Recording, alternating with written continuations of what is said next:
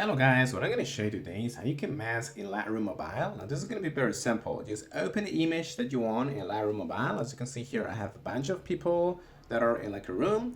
And let's say that I want to kind of mask them and make them pop out a little bit more. What am I going to do? Is I'm just going to go to basically this icon, which is going to be sort of the masking tool or the masking menu.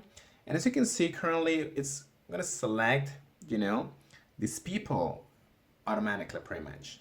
Okay, without doing anything. So I'm just gonna make sure to select this little layer in here. And let's say that I want to change the light a little bit.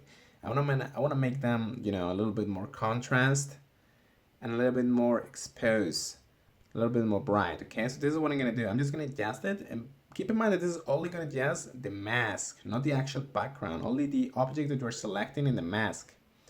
Okay, you can also do the same with the color, the detail, the effect, so on and so on. Okay, so that's pretty much it. Thank you so much.